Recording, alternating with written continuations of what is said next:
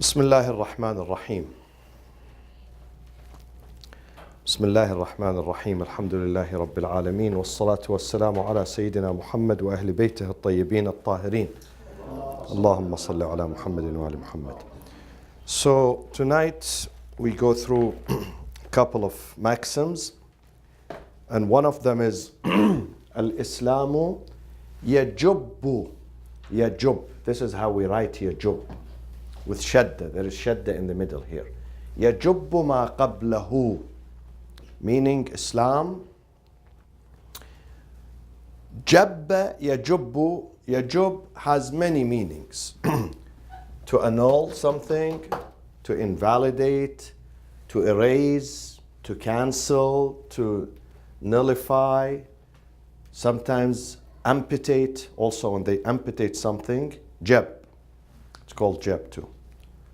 Yajubbu ma qablahu. Whatever it was before. And this maxim speaks about when someone converts to Islam. Assalamu alaikum. When someone converts to Islam, therefore, let's say he converts or she at the age of 40, 50, 60, 70, whatever. All the obligations, the past obligations are forgiven. Let's say she or he doesn't have to start praying what he missed or she missed when she was not a Muslim, when he was not a Muslim, or fasting, or zakat, or even, let's say, if he did some violations, alcohol, whatever, then that is forgiven. That is forgiven. Assalamu alaikum wa rahmatullah. And he or she, they have a new page in their life, a new beginning in their life. Everything of the past is erased when someone becomes a Muslim. Because this is exactly the hadith of the Prophet. The maxim is a hadith. The exact wording of the sayings of the Prophet. Al-Islamu yajubbu ma qabla. Erases everything what was from before. Now, is the question here, someone who converted to Islam and he is considered a newly born Muslim? No, of course, that person is not a newly born. Newly born is someone who was Muslim but not a practicing. So this one does not apply to him.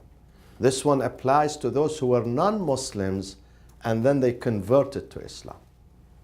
But someone who was not a practicing until he woke up at the age of 50, all of a sudden, wahi descends upon him that be a good person, then he goes to Hajj. So he missed the prayers. He missed how many years? 35 years. If he's 50, then since the age of 15. Or if she's a female, since the age of 12 or 13 or whatever. Should they make up what they missed of their prayers, of their obligations, wajibat, or they are forgiven?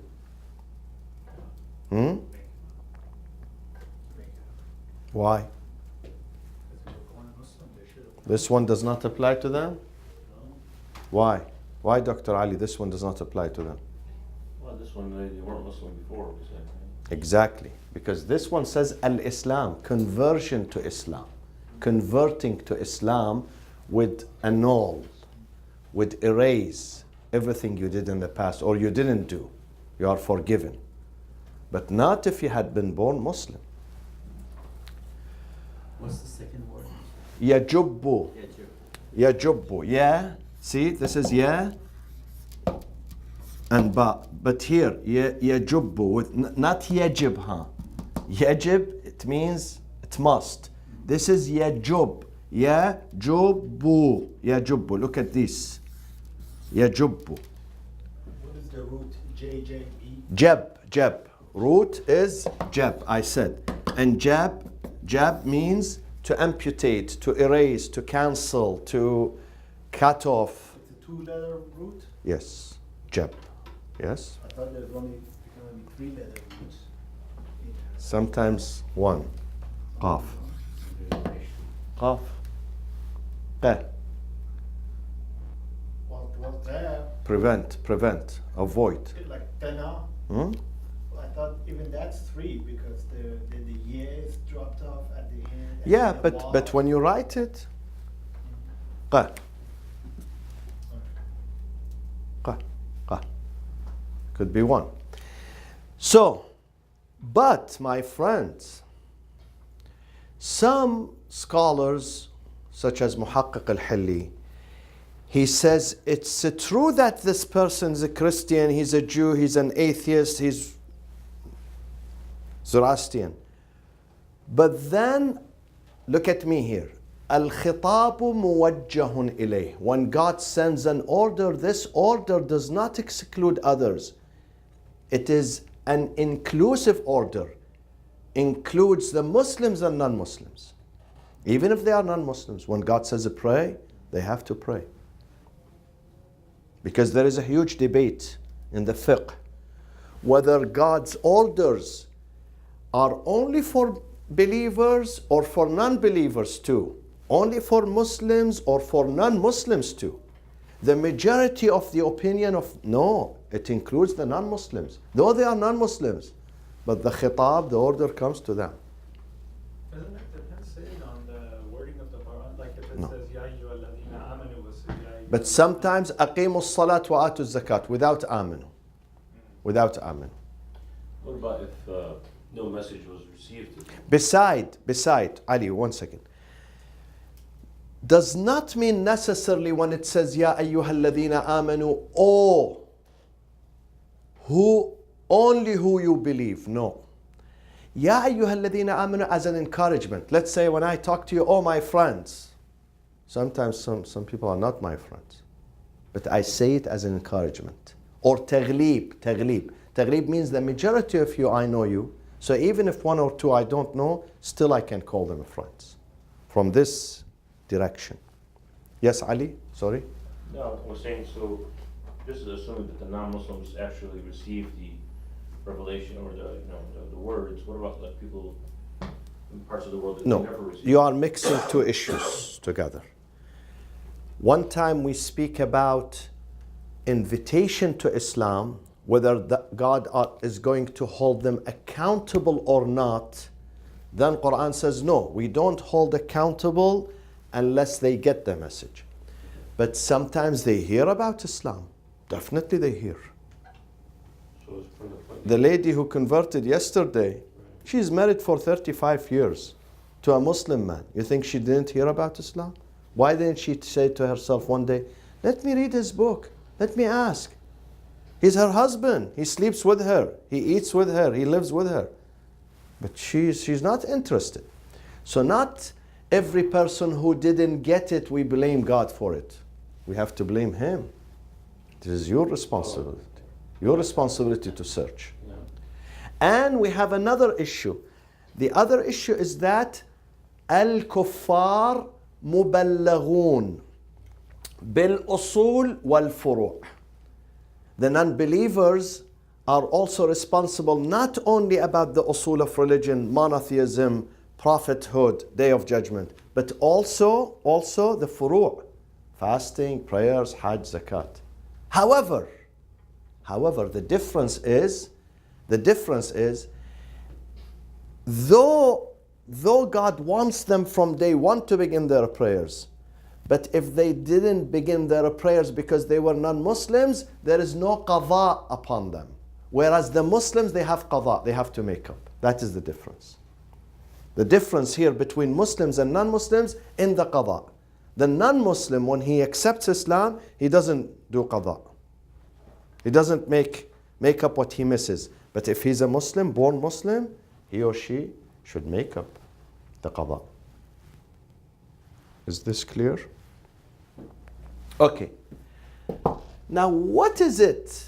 What is it that is going to be nullified? The bad things, the negative. For instance, he stole money.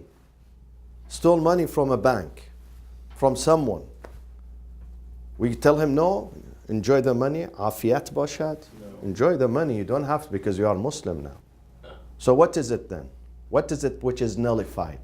And he- Religious, Such as, huh? prayer, فروع الدين essentially that he means. We have two types of حقوق. حقوق Allah and حقوق الناس. The rights of God, and rights of people. The first one are forgiven, but the second one, no. Yes, we don't punish him if he had stolen a bank before he converted to Islam. We don't, there is no capital punishment on him. But the money he has to return. He has to give the money back. Or let's say he committed murder. Many of them now in the prisons in America, especially African American, they send letter to us. They send me letters here for more than 20 years now.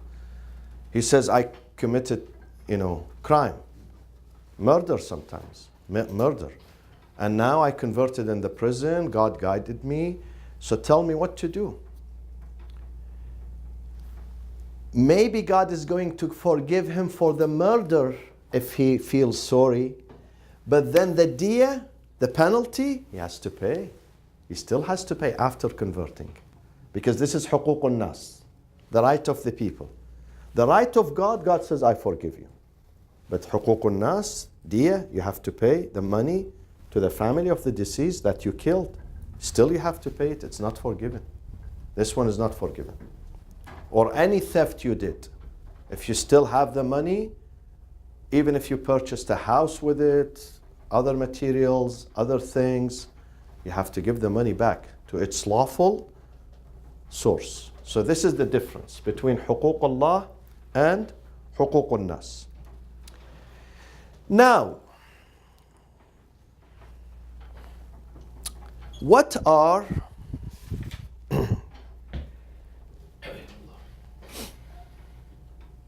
okay, let me ask you this about zakat. Zakat. If someone accepted Islam and he had money, let's say wealthy, or should he pay the past zakat? Or no, from the day he accepted, from now on he begins paying. Because this is حقوق الناس. Zakat, you give it to the poor and the needy. From now on. وفي أموالهم حق معلوم للسائل والمحروم. Allah says in our wealth there is حق, prescribed amount, not for me. Though it is in my pocket, but I have to give it. للسائل, the beggar, والمحروم, the deprived. I have to give it to them. So is this from now on, you say? But at the same time, say that also. But how about حقوق الناس? We are talking about. حقوق الناس becomes حقوق الناس if he's a believer. If he's not a believer, then the zakat is not compulsory for him. It's not حقوق الناس for him. But in the past, during the Prophet's time, they had zakat, and for non-Muslims, they had to pay a special tax just to offset that. To offset the zakat, they'd have to still pay a tax. No, that is jizya. Oh, is it? That is a special taxation for those who want to be under the protection of the Islamic government without sending their children to military to fight. So their children are exempted from joining the military in return for a special taxation, jizya. That's something different. In this case, didn't we say the rights of God are forgiven, but the rights of people? In zakat, money, where do you give the money? Give it to the poor and the He needy. hasn't taken. He hasn't given, true. But Yeah. he hasn't taken either. He hasn't stolen money. No, he hasn't stolen. But someone, if I don't pay the zakat, it's a debt that I carry here. Even after my death. If my son was righteous and he wants his dad to go to paradise, he should come and make a settlement. Pay the zakat that I owe. I owe my Lord I haven't paid for 20 years, 30 years, 50 years. And it's forgiven? No. It's like the fasting.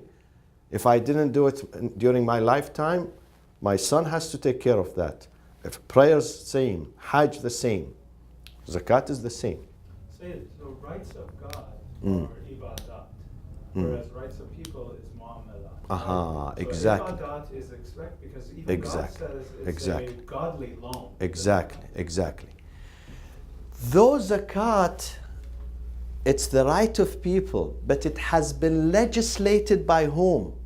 By God, like the prayers, like the fasting, like the Hajj, like jihad.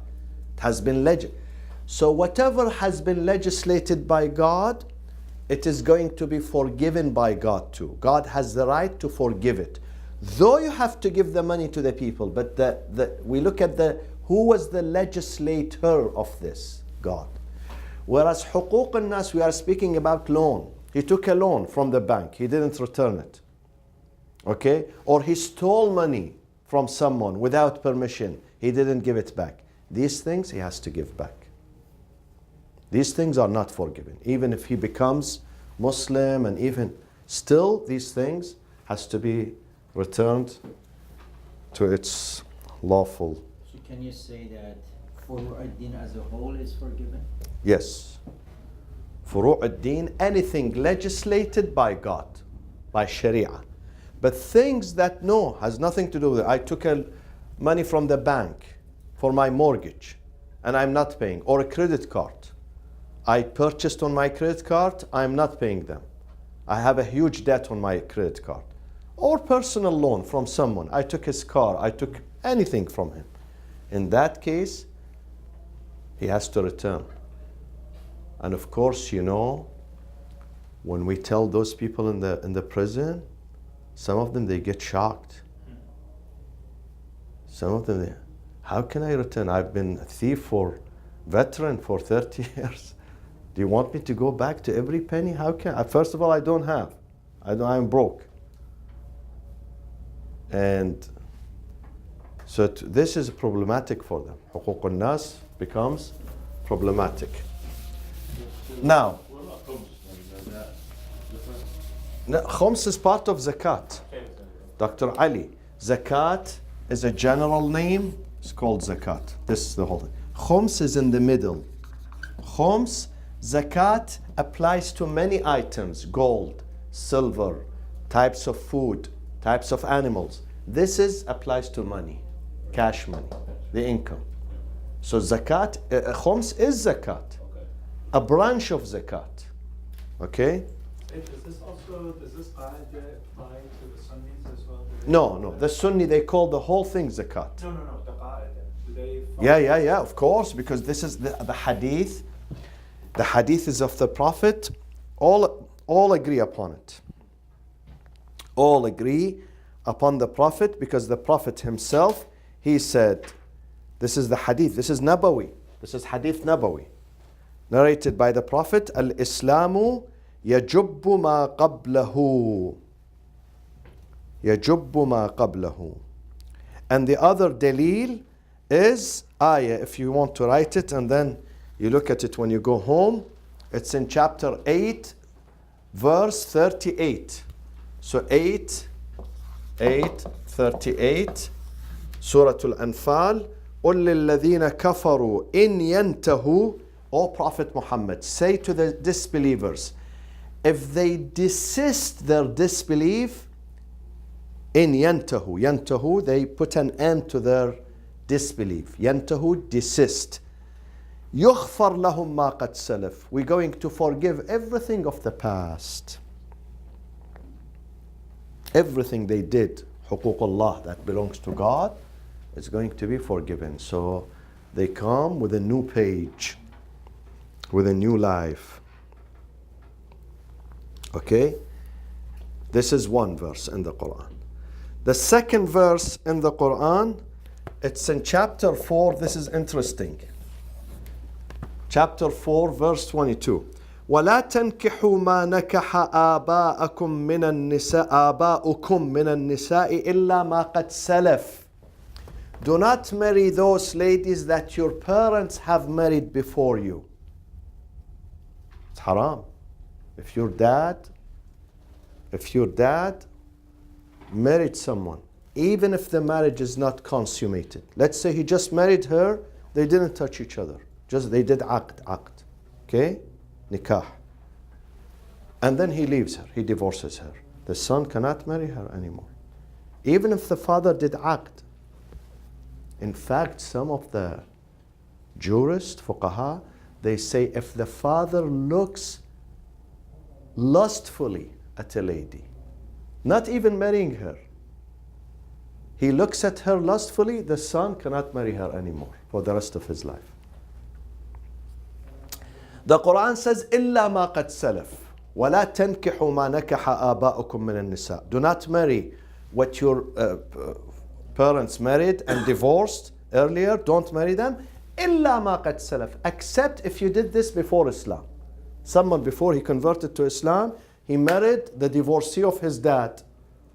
She was his dad's wife, and now the father divorced her, he married her. So she would remain his wife. إِلَّا مَا قَدْ سَلَفْ. This is in line with this. Al-Islam يَجُبُّ مَا قَبْلَهُ. What you did in the past is forgiven. Another verse, many others. 595. Which one is 5, my friends? Which chapter is 5? Ma'idah, ahsant. Ma'idah, Allah speaks about game, hunting. يا أيها الذين آمنوا لا تقتلوا الصيد وأنتم حرم. When you wear the libas, the dress of ihram, you are going to Umrah, to Hajj, and you see animals, don't hunt them down. No game, no sayd. Then the verse, the end of it says, Afallahu amma salaf. God has forgiven that which is past. If you have done things like that in the past, then you are forgiven. But from now on, you don't do this. So we have a ruling. Anything you did in the past and you didn't know about it before the legislation came is forgiven. It's excluded. Excluded from this rule. From now on, don't do. Okay?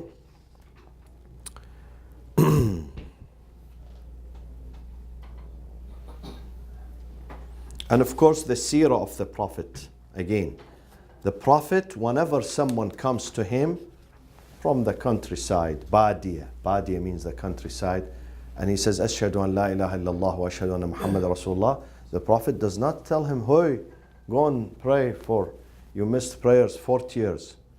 He would never say that to him. Yeah. By the way, neither in our fiqh, neither the Sunnis who did their deeds according to their school of thought, when they convert to Shia Islam, they don't have to repeat. They don't have to repeat their prayers, no repeat of their fasting, no repeat of their Hajj. They don't repeat. Okay? But some of them, they tell me we repeat. I'm not happy with what I did. I know many, they say we are doing it. I tell them it's not mandatory. They say, well, we know it's not mandatory. But that Hajj I did, I didn't chest speed. It did not, I'm not attached to it. I'm not convinced. I have to go and repeat. But if they have a Ghada from before, when they were Sunnis, they have to do the Ghada now. Yeah, of course, because they missed it during their time. Their lifetime, they missed it. Okay. So this is number 1. Let's go to the second قاعدة. And this is قاعدة الإقرار.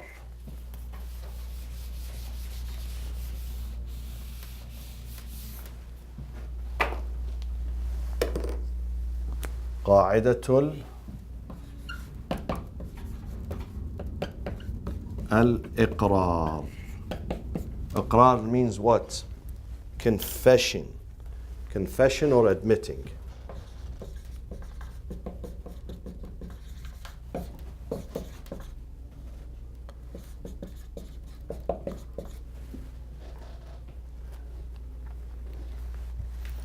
One of the most powerful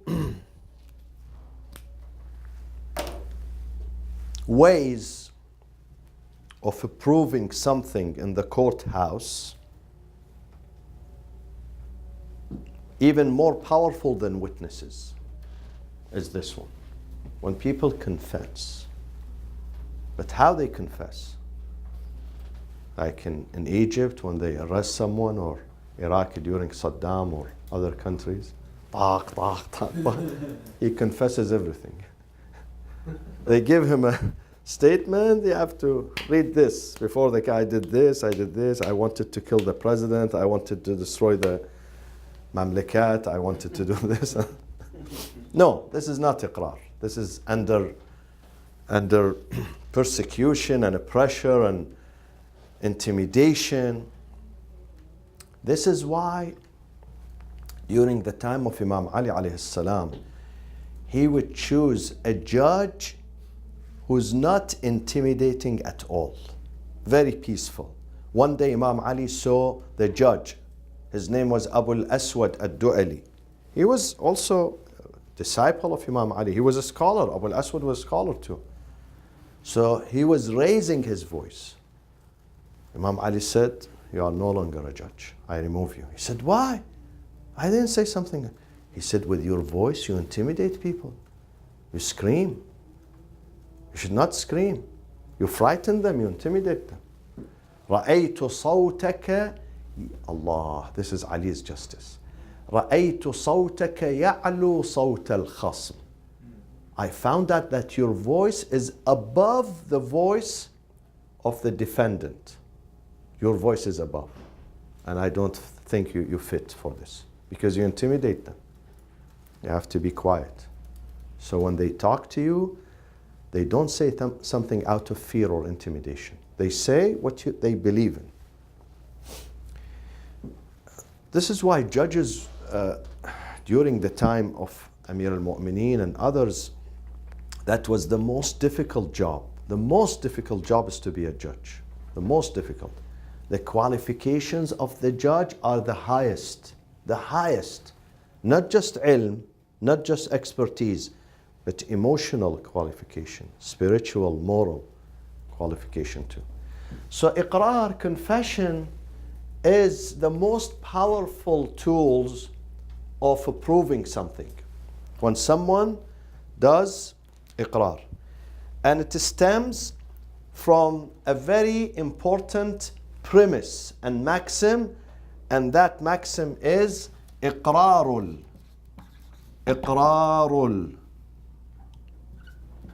العقلاء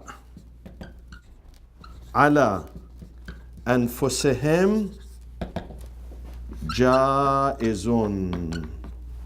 The confession of the rational people. عقلاء means the rational. Against themselves is accepted. جائز, accepted. Is accepted. Against themselves. على أنفسهم. عقلاء, the rational. Confession is إقرار.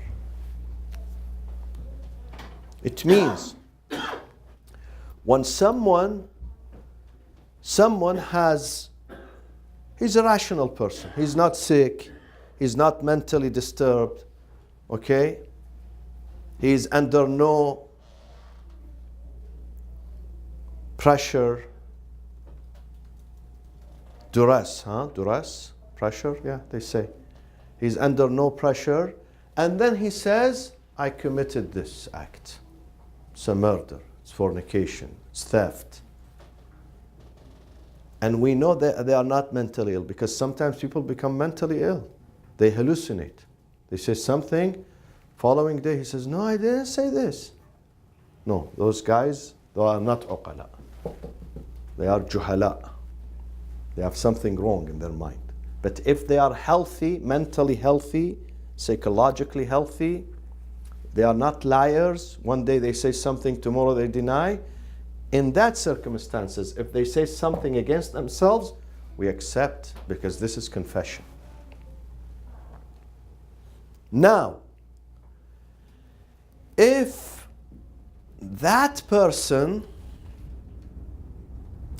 did not say, I stole the money.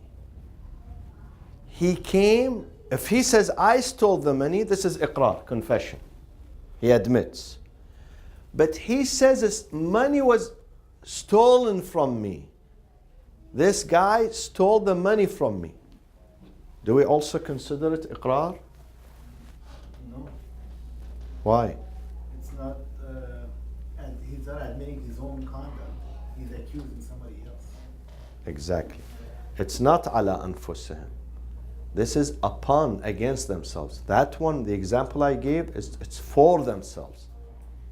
So this says ala anfusihim, not for. Ala, against. Okay? So in the second example, we don't accept his confession. So what? You can accuse anyone of stealing. You have to prove that in the court. We are speaking about confession when I say something that is against me. Then this is called confession. But that one, when I say he stole the money, this is accusation, not confession. Accusation, iddi'a. Accusation is iddi'a, alleging that I have to prove it. I have to prove, as we said, through witnesses or... Yes, Dr. Ali. So you said, if I understood right, so was the Qa'id al-Iqrar said it stems from this other maxim? Yeah, This is a different yeah. maxim, right? No. Iqrar, we just put it, Oh, in general, okay. yeah, in general. The name is iqrar. But where is the hadith? Is this. Okay. Is this. This is the full sentence. Right. This is the full sentence. So it's another hadith Yeah. maxim. This is the summary of it. Iqrar. We call it iqrar. Confession. But what sort of confession? The confession of the rational people. They are not sick. They are not disturbed. They are not bipolar. They are not depressed. Okay? They are not in the prison of this regime and that regime. Against themselves. Jaiz. Accepted. How about the confession of kids? Kids, let's say, who are the kids? Someone not bad. Is he considered legally that one? Is the same of bulugh, is the age of bulugh the same as the age of responsibility and maturity, or no? There is a difference between them. Difference. The U.S. is 24 now. That's it. Even in Islam is different. Islam, the age of bulugh, where you begin praying and fasting, even though you are still mentally not, your aql, your brain is not integrated, it's not completed yet. And maybe they did it so he gets trained 3, 4, 5 years until when he reaches the age of 18, 20, he knows what he's doing. But the age of bulugh is not the age of responsibility. So someone who's 13, we cannot say this is aqil, or even 15, or even 16. Even 18, I would not, nowadays. I don't think they are aqil. Huh? Do it with the public thing, or It depends. It depends. You know, in the courts, how they prove it, in the court system, sometimes they say, we don't look at the age, we test them. We ask them questions. We ask them certain questions. Let's say he would ask him, how much do you buy this from me? If he says, I buy this, let's say for $5, he knows this is not aqil. yeah. $5, you buy it brand new, 50 cents. So they ask them, or if you want to buy a house, for instance, how much you pay for this house? They ask them other questions. If we make you the mayor, let's say, what do you do? If he says the first thing, I'll go and buy ice cream, then it means that he's done. Fatha done. But if he speaks reasonable, so they ask them. Yeah. So if someone who's sabi or sabiya, still children, they come and they say, yes, we killed, we stole. Guys, we have a class, Habibati. We have a class here. Yeah. So if they come and they say we stole, does this apply to them? This qaida, this maxim? Who comes? Huh? The kids? The kids.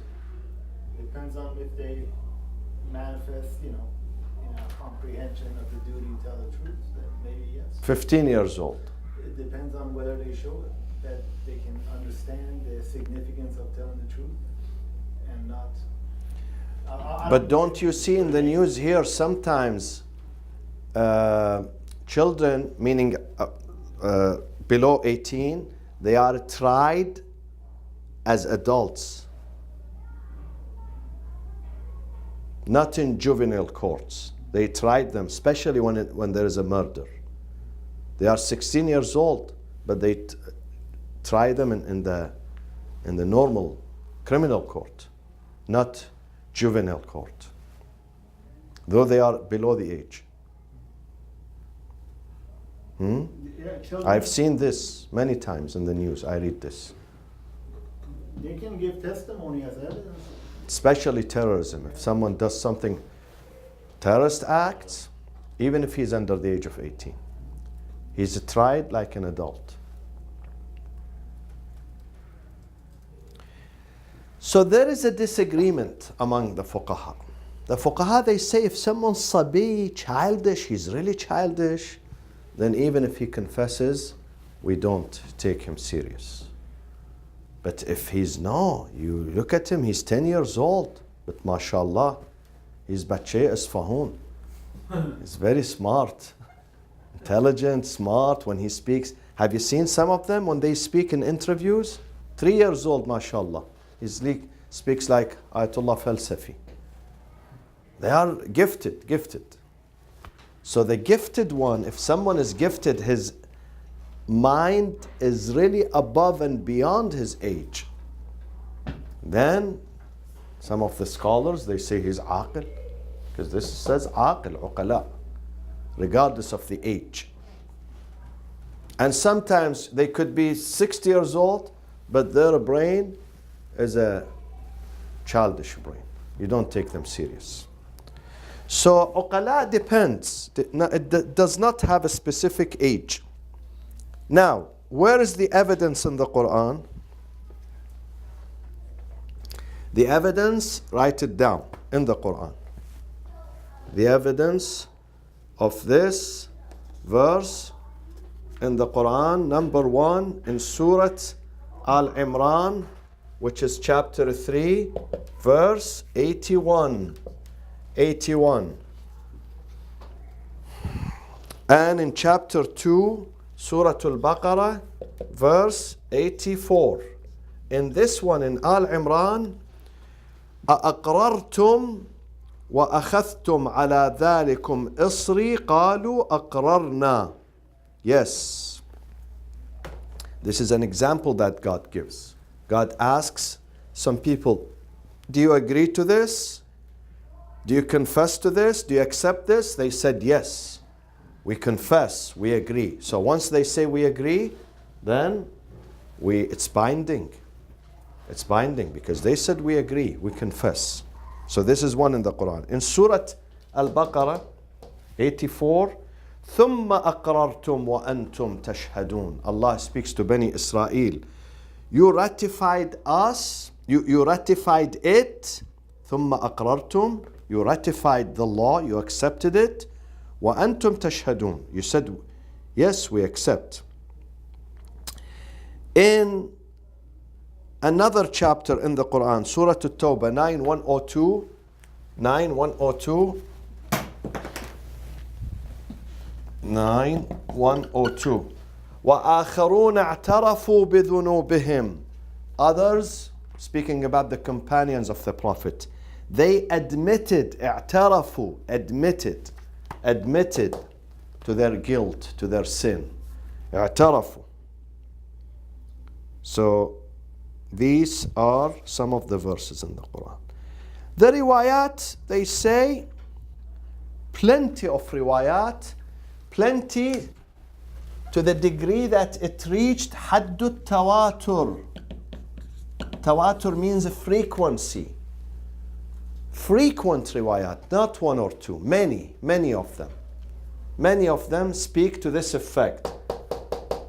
Riwayat of the Prophet and Ahlul Bayt, that when someone who's sound and healthy and he confesses, then we agree, we accept his. One of them is from Imam al-Sadiq. Two people, they were fighting over an amount of money, two of them.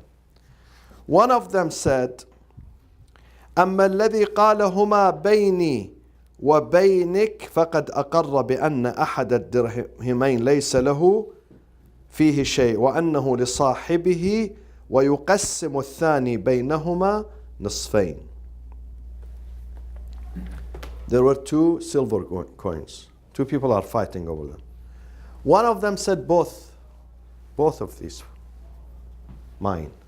The other said one of them is mine and yours, one of them.